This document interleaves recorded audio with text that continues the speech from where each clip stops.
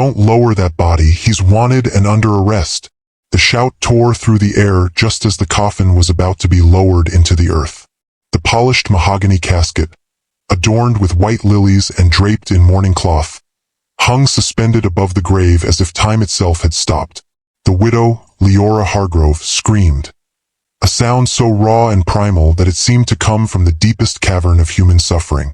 She clutched the edge of the casket with trembling fingers, her knees buckling beneath the weight of disbelief. "But he's dead already," she cried, her voice breaking into fragments of anguish. "You can't. He's gone." The officer stepped forward, his face carved from stone, eyes cold and unyielding beneath the brim of his hat. His voice cut through the shocked silence like a blade through silk, unwavering and absolute. "The law doesn't excuse the dead. Warrants are served, even in death. Being deceased does not nullify a warrant. The law applies." The funeral home's garden chapel froze. Mourners gasped, their breaths catching in their throats. Hands that had been wiping tears now trembled in the air, suspended in gestures of comfort that would never reach their destinations. The pallbearers, 6 men who had known Malik Hargrove as brother, friend, protector, stood rigid, their arms locked in position, the ropes that would lower the coffin still taut in their calloused hands. Children pressed their faces into their mothers' dresses, sensing something terribly wrong in the adult world around them. The coffin hung there, caught between earth and sky, between grief and law, between the sacred space of goodbye and the cold machinery of justice. Imagine losing someone you love, not just to death, but to the cruelty of being denied even the dignity of rest. Imagine standing at a graveside where your tears are interrupted not by comfort, but by accusation. Would you stand by and watch as the law mistakes the innocent for the guilty, as grief is trampled beneath the boots of bureaucratic error? Would you fight, or would you freeze like these mourners, caught in the impossible space between what is right and what is written? Pause for a moment. Think about families whose cries are ignored, whose grief becomes a spectacle, whose loved ones are denied peace even in death. Think about the children watching, learning that justice can be blind not just to color, but to truth itself. Think about the mistakes that compound into tragedy, the names that become confused, the lives that become statistics in a system too large to see the human hearts it crushes. If this hits you, don't scroll past. Don't turn away from the uncomfortable truth that the law, meant to protect us, can sometimes become the instrument of our deepest wounds. Share stories like these. Make the world see. Because silence protects injustice, and injustice thrives in the shadows of our indifference. The officer who had shouted, a rigid man named Kelton Briggs, held up a document, the paper fluttering slightly in the autumn breeze. Behind him stood 2 more officers, Bernard Chase and Dempsey Cole, their hands resting on their belts, their faces set in that professional mask of detachment that law enforcement wears when performing uncomfortable duties. They had arrived in 2 patrol cars, pulling up to the small cemetery just as the funeral procession had reached the graveside. They had walked through the gathered mourners like sharks through a school of fish, parting the crowd with their authority and the weight of their purpose. "We have a warrant for the arrest of one Malik Hargrove," Kelton announced, his voice carrying across the 100 or so people gathered around the grave. "Wanted in connection with armed robbery, assault with a deadly weapon, and flight from justice. The subject was last seen wounded following an attempted robbery at a convenience store on Galton Avenue. We have reason to believe this is the same individual." Leora's sister, Jessamine Monroe, wrapped her arms around the widow, trying to hold her upright as Leora's legs gave way. "This is insane," Jessamine shouted, her own voice thick with tears and fury. "Malik never robbed anyone. He was a good man. He helped people." Around them, the mourners began to stir, confusion giving way to indignation. Voices rose in protest, a low rumble that threatened to become a roar. "Officer, there's been a mistake," said Reverend Thaddeus Boone, the elderly minister who had just finished delivering Malik's eulogy. He stepped forward, his white collar stark against his black vestments, his weathered face creased with concern. "Malik Hargrove was a pillar of this community. He worked with the police, not against them. Step back, Reverend, Bernard Chase said, his hand moving to his hip. This is a legal matter. The warrant is valid. How can a warrant be valid for a dead man? Someone shouted from the crowd. Being deceased does not nullify an active warrant, Kelton repeated, his voice mechanical, as if reading from a script he had memorized. Until the subject is positively identified and the warrant is formally withdrawn, it remains in effect. We are required to take the body into custody pending verification of identity and resolution of outstanding charges. The pallbearers stood frozen, still holding the ropes that suspended the coffin. One of them, a broad-shouldered man named Corwin James who had grown up with Malik, looked at the officers with naked disbelief. You're going to take his body? From his own funeral? If necessary, Dempsey Cole said flatly. Leora made a sound that was half sob, half wail. Her children, 12-year-old Ayanna and 8-year-old Jericho, clung to her sides, their young faces twisted in confusion and fear. Ayanna, usually so composed and mature beyond her years, was crying openly, her shoulders shaking. Jericho's eyes were wide, darting between his mother, the coffin, and the uniformed men who seemed to be threatening to take his father away all over again. Please, Leora whispered, her voice hoarse from crying. Please, just let us bury him. We've already lost him once. Don't make us lose him again. But Kelton Briggs's expression didn't soften. He had his orders, his procedures, his protocols. In his world, the law was clear and the law was king. Personal tragedy didn't bend the rules. Grief didn't override warrants. The system, once set in motion, ground forward with mechanical inevitability. The mourners pressed closer, forming a protective circle around the grave. Old women who had known Malik since he was a boy stood shoulder to shoulder with young men he had mentored. Neighbors, friends, community members, they all remembered Malik not as a criminal, but as someone who had made their lives better, safer, richer with his presence. This is wrong, muttered Gideon Porter, a local shop owner. Dead wrong. They can't do this, added Yesenia Caldwell, a teacher at the elementary school where Malik had volunteered. Not here. Not now. But the officers stood their ground, a wall of authority backed by the power of the state. The tension ratcheted higher with each passing second, the air growing thick with the potential for conflict. The pallbearer's arms began to shake from the strain of holding the coffin suspended.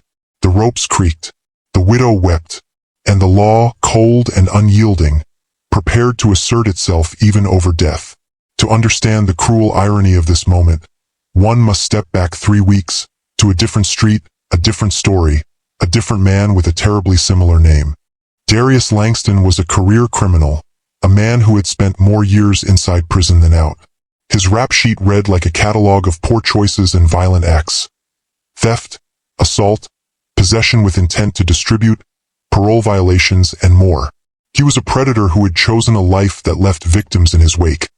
A man who took what wasn't his and cared nothing for the consequences borne by others.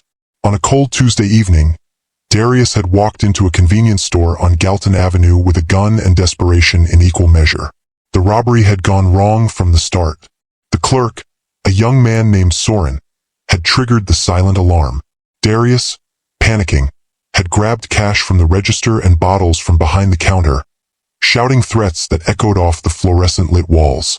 As he fled into the night, patrol cars were already converging on the scene. The chase was brief but violent. Darius fired at pursuing officers, the crack of gunshots splitting the night air. Officer Traynor, a veteran with 20 years on the force, returned fire.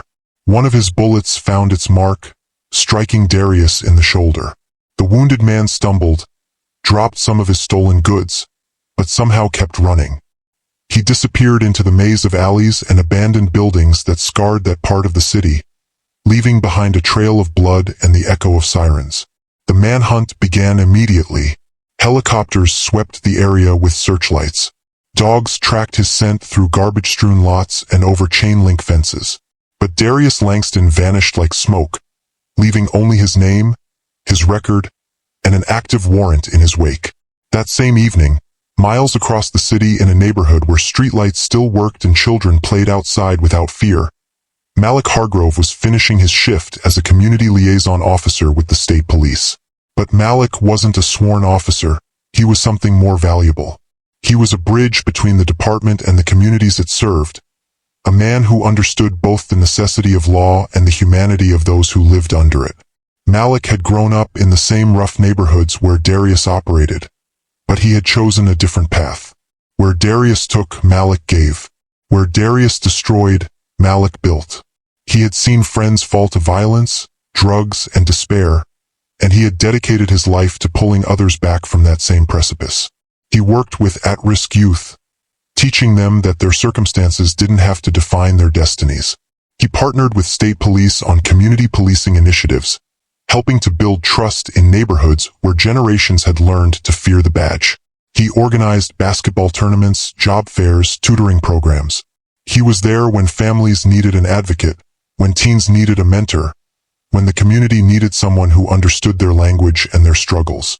Commissioner Hendrik Crane had personally recruited Malik 5 years earlier, recognizing in him a rare combination of street credibility and genuine commitment to justice. "You're worth 10 officers in a patrol car," the commissioner had told him. "You can go places we can't, say things we can't, build bridges we can't. You're going to save lives, Malik. Remember that." And Malik had. He had talked down situations that could have erupted into violence. He had convinced witnesses to come forward when crimes threatened their neighborhoods.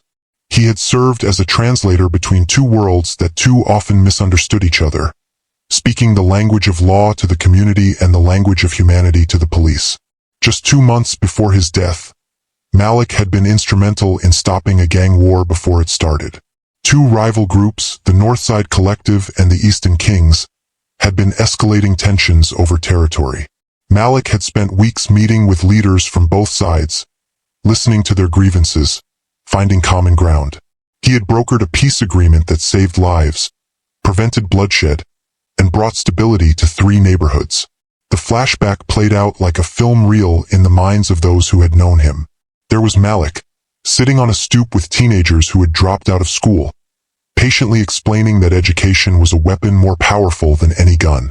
There he was again, standing between protesters and police during a tense demonstration, his hands raised, his voice calm, finding a way through to dialogue when both sides had stopped listening.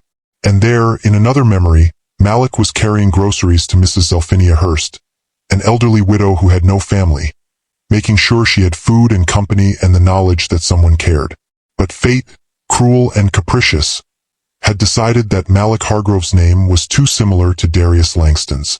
In the chaos following the robbery, in the rush to issue warrants and bulletins, in the overwhelming flood of information that law enforcement processes every hour, a terrible mistake was made. The warrant clerk, processing dozens of urgent requests that night, had received information about a wounded black male suspect fleeing from the Galton Avenue robbery. The investigating officer had called in the description, male, black, approximately 6 feet tall, wearing dark clothing, shoulder injury, last name Langston, first name possibly Darius or Marcus. But when the warrant was issued in the bureaucratic tangle of forms and databases, someone made an error. The name on the warrant read Malik Hargrove, a name that appeared in the police department's own files, but as a community partner, not a suspect. The mistake wasn't caught because it seemed plausible enough. Names get confused, spellings change, and in the pressure of an active manhunt for an armed and dangerous suspect, details sometimes slip through the cracks. No one noticed that Malik Hargrove had been scheduled to lead a community forum on police accountability the very night of the robbery, that he had signed in at the precinct at 6 p.m. and hadn't left until 10 p.m., hours after Darius had fled into the night. No one cross-referenced the name on the warrant with the department's community liaison roster. The mistake lived in the system, waiting to detonate at the worst possible moment. 3 days after the warrant was issued, Malik Hargrove died. Not from a bullet, not from violence, but from a heart attack, sudden and catastrophic. He had been playing basketball with kids at the Riverside Community Center, demonstrating a jump shot, laughing at their good-natured trash talk. Then he had clutched his chest, staggered and fallen. Paramedics arrived within minutes, but it was already too late. Malik was 42 years old. The community had been devastated. Over 300 people attended the wake. Commissioner Crane himself had come to pay respects to Leora and the children, promising that the department would honor Malik's service. A delegation of state police officers had volunteered to serve as pallbearers. The church service had been standing room only, with testimonials that lasted for hours as person after person stood to share what Malik had meant to them. And now, at the graveside, as the coffin hung suspended and officers prepared to seize it based on a catastrophic error, no one knew about the mix-up. The officers serving the warrant believed they were doing their duty. The mourners believed they were witnessing an unconscionable injustice. And between these two certainties, the truth waited to reveal itself. Kelton Briggs pulled out handcuffs, an absurd, surreal gesture toward a coffin. "We need to take the body into custody," he repeated. "Step away from the casket." "Over my dead body," Corwin James said quietly, but with absolute conviction. Other men stepped forward, forming a wall between the officers and the grave. Women gathered the children, pulling them back but not away, wanting to protect them but knowing they needed to witness this, needed to understand what injustice looked like so they would recognize it and fight it in their own lives. Reverend Boone raised his hands, trying to calm both sides. "Gentlemen, please. There has to be a way to resolve this without desecrating this sacred moment. Officer Briggs, surely the body can be identified later after the burial. The man isn't going anywhere.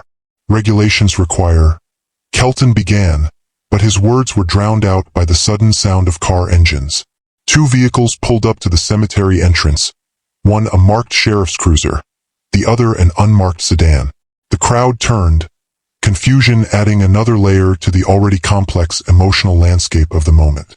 The car doors opened, and out stepped Sheriff Finley, a man whose reputation preceded him like thunder before lightning. Sheriff Finley was a legend in law enforcement, a man who had spent 35 years walking the line between the letter of the law and the spirit of justice. He was tall, with silver hair and a face that had seen every shade of human behavior and had somehow maintained its capacity for both sternness and compassion. He wore his uniform with the ease of second skin, his badge polished to a mirror shine, his bearing radiating authority that needed no voice to assert itself. With him came three officers, Deputy Marlowe Eason, Sergeant Quillen Hughes, and Officer Daxton Reed. They were his most trusted team, men who understood that law enforcement was both a science and an art, that sometimes the most important thing an officer could do was know when to apply the rules and when to remember the humanity those rules were meant to serve. The sheriff's arrival caused an immediate shift in the atmosphere. Kelton Briggs, Bernard Chase, and Dempsey Cole instinctively straightened, their hands moving away from their belts, their postures unconsciously becoming more formal. Whatever authority they had claimed moments before seemed to evaporate in the presence of this man who embodied law not as a weapon, but as a covenant. Sheriff Finley surveyed the scene with eyes that missed nothing. The suspended coffin, the grieving widow, the frightened children, the mourners forming a protective circle, the three officers who had brought this chaos to a sacred moment. His jaw tightened almost imperceptibly.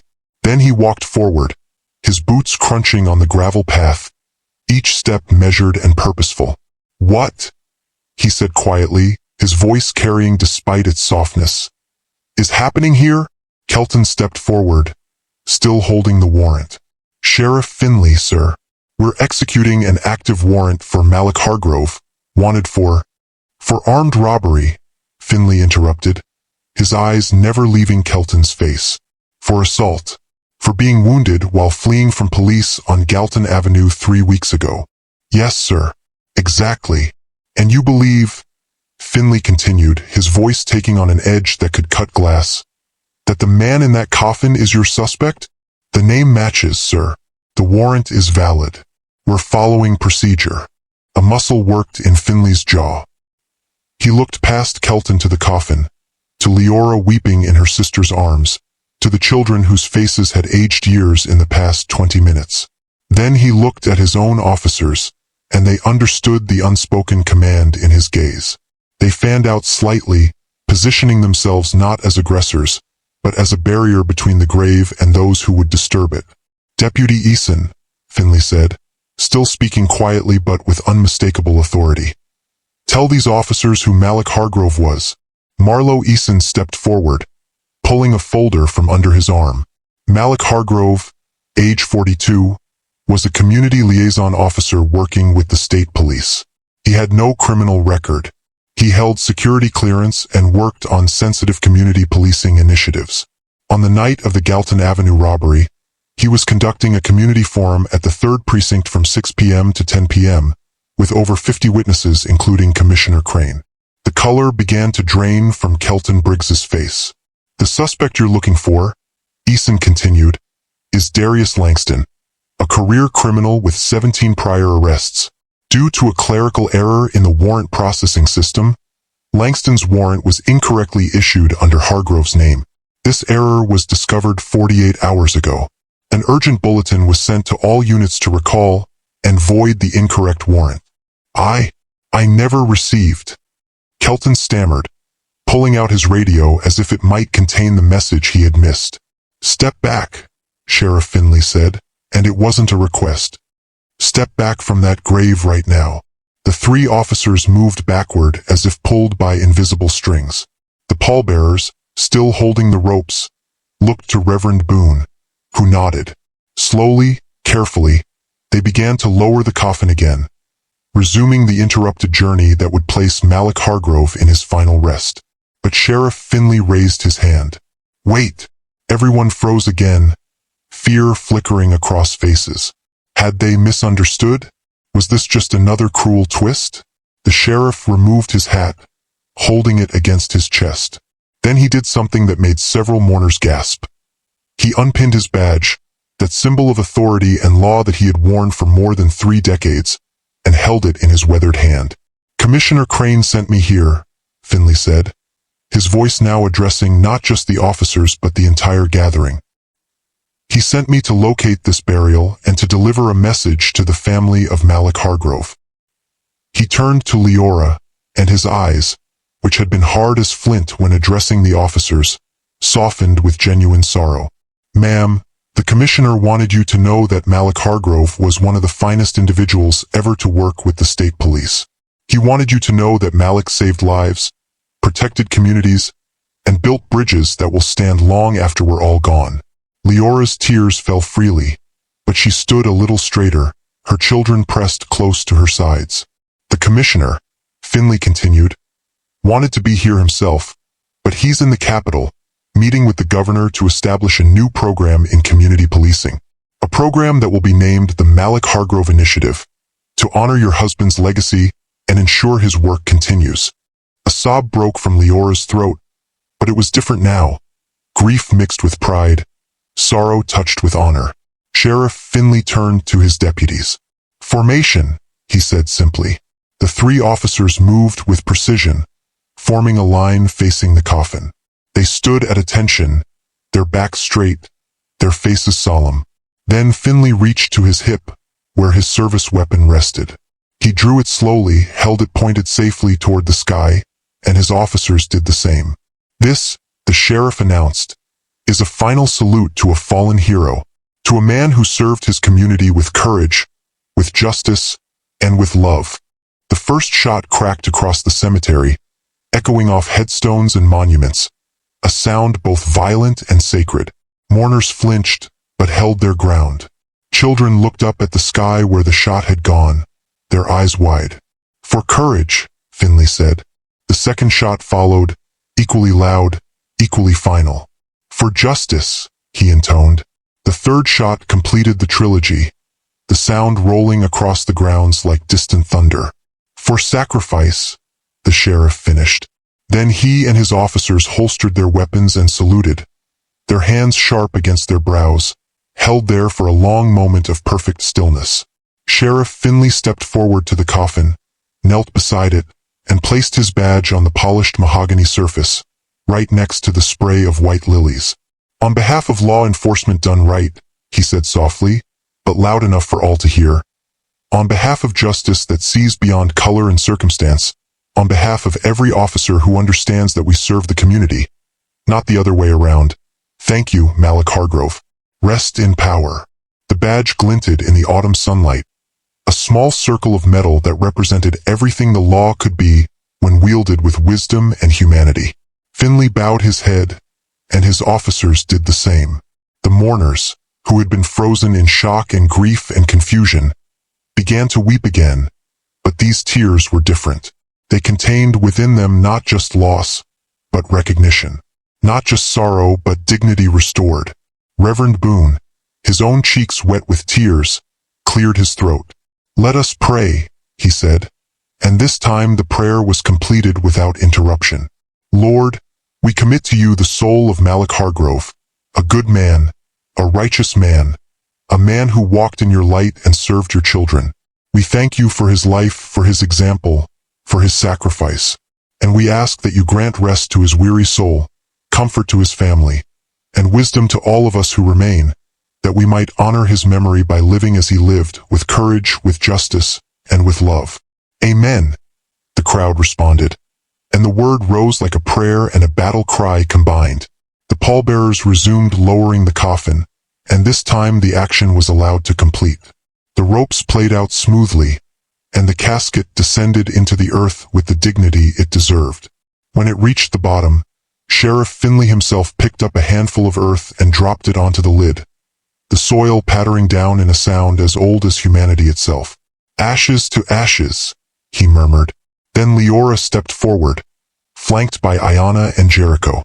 Together, they dropped their own handfuls of earth, and the sound was both heartbreaking and healing, the final acknowledgement that Malik was truly gone, but that his departure would be honored, not desecrated. One by one, the mourners filed past, each adding their earth to the grave, each saying their own private goodbye. The line moved slowly, deliberately, a river of grief and respect flowing past the hole in the ground that would hold Malik's body but could never contain his impact. Kelton Briggs, Bernard Chase, and Dempsey Cole stood off to the side, their faces pale, their eyes downcast. They had come to enforce the law and had instead become instruments of injustice. The mistake wasn't theirs alone. It had been born in a system too large, too complex, too overwhelmed to catch every error. But they had been the ones to bring that error here, to this sacred ground, to transform grief into chaos. Sheriff Finley approached them once the burial had truly begun. "You'll submit full reports on this incident," he said quietly, his voice hard but not cruel. "You'll document exactly what happened, how you received the warrant, and why the recall bulletin didn't reach you. This will be a teaching moment, gentlemen. Not a punishment, but a lesson. Because if you learn nothing from this, if you walk away unchanged, then Malik Hargrove's humiliation today will have been for nothing." "Yes, sir," Kelton said, his voice barely above a whisper. God, I'm so sorry." "Tell them that," Finley said, nodding toward the mourners. "Tell the widow, tell the children, tell the community, and then spend the rest of your career making sure you never make a mistake like this again." The three officers nodded, and there was something broken in their faces, something that suggested they would indeed carry this day with them forever. They approached Leora hesitantly, like men approaching a wounded animal, unsure of how they would be received. "Ma'am," Kelton said, removing his hat, his hands trembling slightly. There are no words. We came here believing we were doing our duty, but we nearly desecrated your husband's funeral. We nearly denied him the dignity he deserved. I cannot ask for your forgiveness because I don't deserve it, but I want you to know that I will never forget this day, and I will spend my career honoring your husband's memory by being better, by being more careful, by remembering that behind every warrant, every case file, every name is a human being with a family and a story." Leora looked at him for a long moment, her eyes red from crying, her face etched with exhaustion and grief. Then, in a gesture that stunned everyone watching, she reached out and touched his hand. "My husband believed in second chances," she said softly. "He believed that people could change, could grow, could become better than they were. Learn from this. Help others learn from it. Make sure that no other family has to endure what we just did. That would honor Malik more than any apology ever could." The grace of that moment, the forgiveness offered when none was required, broke something in Kelton Briggs. He bowed his head, and his shoulders shook with silent sobs. Bernard and Dempsey stood beside him, their own faces reflecting the weight of what they had almost done, the sacred moment they had almost destroyed. Think about this moment. Think about the thin line between justice and injustice, between service and harm, between the law as a shield and the law as a sword. Think about the families who don't get sheriffs like Finley, who don't receive apologies, who watch as mistakes compound into tragedies without resolution or recognition. Think about the Malik Hargroves of the world, the good people who dedicate their lives to building bridges, only to have the system they serve turn against them even in death. This story should shake you. It should make you uncomfortable. Because the truth is that this could happen to anyone. The truth is that bureaucratic errors and systemic failures don't discriminate. The truth is that without people willing to stand up, sheriffs willing to put humanity before procedure, communities willing to defend their own, families willing to extend grace even in grief, injustice becomes the norm rather than the exception. If this moves you, carry it forward. Share it. Discuss it. Demand better from the systems that govern our lives. Because Malik Hargrove was real in all the ways that matter. Maybe not his name, maybe not his exact story, but his archetype exists in every community. The bridge builders, the peacemakers, the ones who give more than they take and ask nothing in return except the chance to make tomorrow better than today. Honor those people. Protect them. Remember them. And when systems fail them, be willing to be like Sheriff Finley, willing to step in, to speak truth, to restore dignity when it has been stripped away. The funeral continued, transformed now from a scene of chaos into something more profound. As the last of the earth was shoveled onto Malik's grave, as the first flowers were placed on the mounded soil, as the mourners began to disperse with heavy hearts but restored spirits, the story of what had happened began to spread. It spread through the community like wildfire, each retelling adding layers of meaning. It spread to the police department, where Commissioner Crane received a full report and immediately ordered a comprehensive review of warrant processing procedures.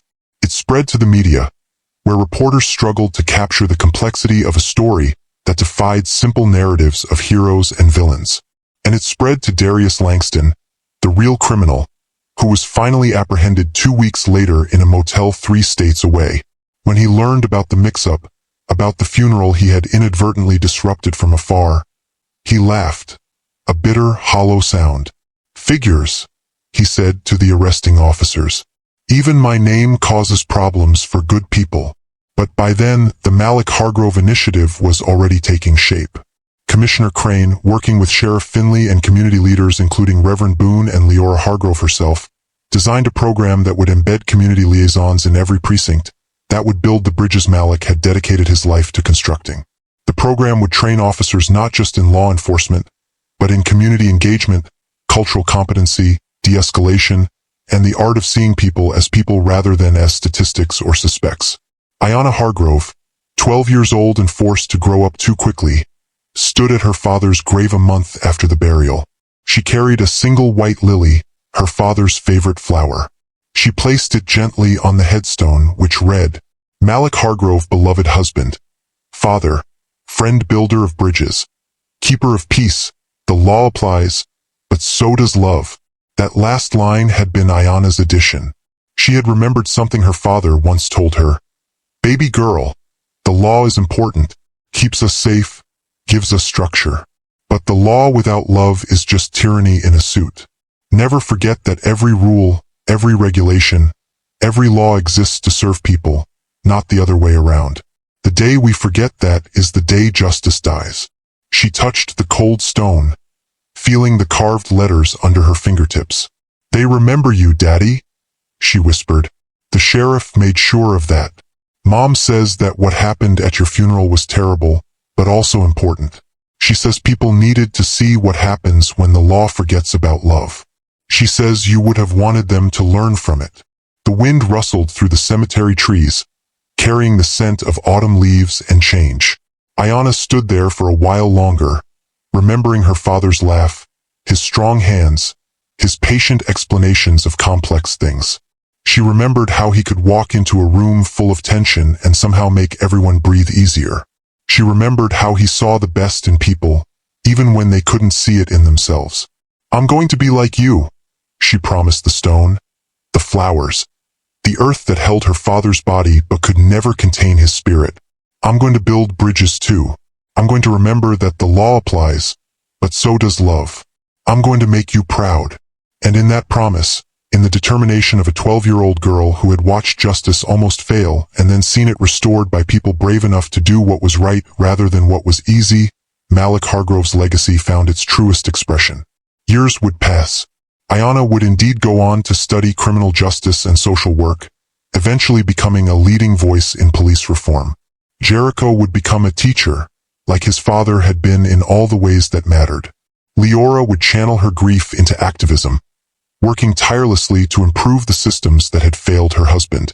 Sheriff Finley would retire, but not before training a new generation of officers in what he called the Hargrove Standard.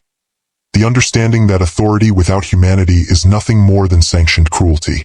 Deputy Eason, Sergeant Hughes, and Officer Reed would carry forward that standard, becoming leaders in their own right, teaching others that sometimes the most courageous thing a law enforcement officer can do is admit when the system is wrong and work to make it right. Even Kelton Briggs, Bernard Chase, and Dempsey Cole would transform their mistake into purpose. They would become vocal advocates for warrant verification procedures, for better communication systems, for the kind of checks and balances that would prevent another Malik Hargrove from being confused with another Darius Langston. Their guilt would become their motivation, their shame would become their teacher, and their error would ultimately save others from similar injustice. The story would be told and retold, in community centers and police academies, in churches and courtrooms. It would become a parable about the dual nature of law, its power to protect and its potential to harm, its necessity and its limitations, its blindness and its capacity for sight. And at the center of it all would be that image, seared into the memory of everyone who witnessed it. Sheriff Finley, kneeling beside a coffin, placing his badge on the casket of a man the system had failed, firing 3 shots into the air for courage, justice, and sacrifice, and bowing his head in recognition that sometimes the most powerful thing authority can do is acknowledge its mistakes and honor those it has wronged. The grave in the cemetery would become a place of pilgrimage. Community members would visit, leaving flowers, leaving notes, leaving prayers. Police officers would come during their off hours, standing silently, contemplating the kind of officer they wanted to be, the kind of system they wanted to build. Young people would come, hearing about Malik through stories and seeing in his example a different way of being, a different path than the one Darius Langston had walked. And sometimes, late at night when the cemetery was empty and silent, when the only sound was the wind through the trees and the distant hum of the city, if you stood very still and listened very carefully, you could almost hear it. The sound of bridges being built, connections being made, understanding being forged between people who thought they had nothing in common except their shared humanity. That sound was Malik Hargrove's true legacy. Not the badge on his coffin, not the initiative that bore his name, not even the reforms his death had helped inspire, but the simple, profound truth that he had lived and died believing. That every person deserves to be seen, to be heard, to be treated with dignity. That the law exists to serve justice, and justice exists to serve humanity. That mistakes will be made, but they don't have to be final. That grace is possible even in grief. That change is possible even in systems that seem immovable. That love is possible, even in a world that sometimes seems determined to divide us by every category it can invent. The coffin had been lowered. The earth had covered it. The stone had been set. But Malik Hargrove had not been buried. How could he be? He lived in every community liaison who chose understanding over authority, in every officer who remembered to see people before procedures, in every widow who chose grace over bitterness, in every child who learned that justice is not just a word but a practice, not just a concept but a choice we make every single day. The law applies, but so does love. And in the tension between those two truths, in the space where they meet and sometimes clash and occasionally harmonize, that's where real justice lives. That's where Malik Hargrove lived. And that's where, if we're brave enough and determined enough and human enough, we all might learn to live too. The sun set over the cemetery, casting long shadows across the rows of graves. But on Malik Hargrove's headstone, that single white lily that Ayanna had placed there caught the last light of day and seemed to glow, A small beacon of hope in a world that desperately needed it.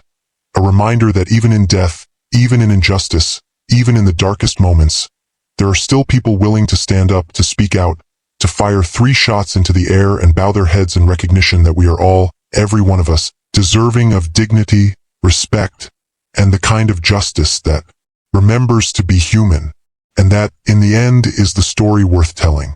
Not just of a man who died, but of a community that refused to let him be dishonored. Not just of a system that failed, but of people who demanded it do better. Not just of law being applied, but of love being applied alongside it, tempering it, guiding it, reminding it of its purpose. Malik Hargrove's funeral was interrupted by injustice, but it ended with honor. And in that transformation, in that journey from chaos to closure, from mistake to meaning, from pain to purpose, there is a lesson for all of us. May we learn it. May we live it. May we pass it forward to those who come after, building the kind of world where no family ever has to watch officers storm a funeral, where no widow ever has to scream that her husband is already dead, where no children ever have to learn that the law can be both protector and persecutor depending on whose hands wield it. That world is possible. Malik Hargrove believed it. Sheriff Finley proved it. And now it's up to us to build it, one choice at a time, one bridge at a time, one act of love-tempered justice at a time. The grave was filled. The story was just beginning.